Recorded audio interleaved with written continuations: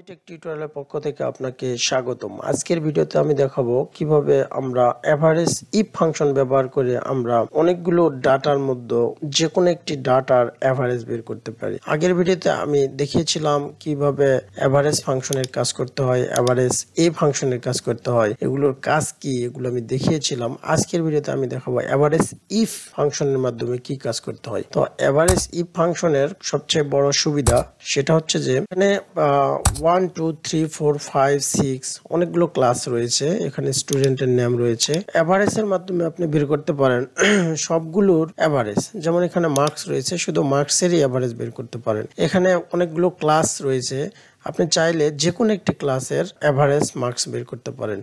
আপনি চাইলে এখান থেকে 4 এর এভারেজ মার্কস বের করতে পারেন। আপনি চাইলে এখানে শুধুমাত্র ক্লাস 6 এর এভারেজ মার্কস বের করতে পারেন। আপনি চাইলে এখানে শুধুমাত্র 1 ক্লাসের এভারেজ মার্কস বের করতে পারেন। আর শুধুমাত্র এভারেজের মাধ্যমে যেটা করতে হয় যে 1 2 3 4 5 যতগুলো ক্লাস রয়েছে সবগুলো ক্লাসের এভারেজ মার্কস বের করা যায় অনলি এভারেজ ফাংশনের মাধ্যমে। আর এভারেজ ইফ ফাংশনের মাধ্যমে আপনি এখান থেকে আলাদা আলাদা ভাবে এভারেজ মার্কস বের করতে পারবেন। এখানে অনেকগুলো ডাটা থাকতে পারে, সেই ডাটাগুলোর মধ্যে আপনি বা যে কোনো একটি ক্লাসের এভারেজ মার্কস বের করতে পারেন। তো এই কাজটি করার জন্য আপনাকে যেটা করতে হবে, প্রথমে ইকুয়াল চাপ দিতে হবে। ইকুয়াল চাপ দেওয়ার পরে ফাংশনে কল করতে হবে এভারেজ ইফ। এই যে এভারেজ ইফ কল করতেছে র্যাঙ্ক, কোন র্যাঙ্কের আমরা এভারেজ বের করতে চাই। ধরলাম এই র্যাঙ্কের আমি এই ক্লাসের এভারেজ মার্কস বের করতে চাই, কমা দিলাম। দেওয়ার পরে বলতেছে ক্রাইটেরিয়া, কার জন্য এভারেজ মার্কস বের করতে চান। অনলি এভারেজ ফাংশন দিয়ে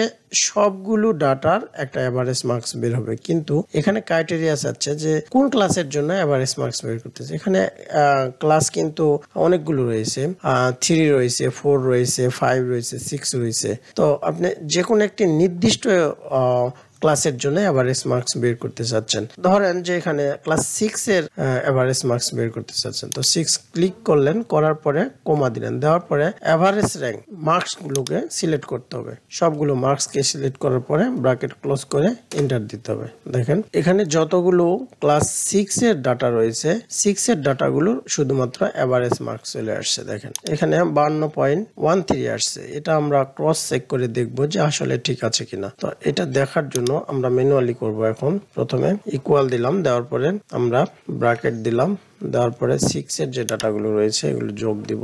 এটা 6, এটা 6, এটা 6, এটা 6, এটা 6, এটা 6, এটা 6। আমার ক্রস চেক দেওয়ার উদ্দেশ্য হচ্ছে যে আমি যে এভারেজ গুলা করলাম এগুলো ঠিক আছে কিনা। তাহলে আমার ডাটা কয়টা, 1 2 3 4 5 6 7 8, 8টা ডাটা, তাহলে ভাগ 8।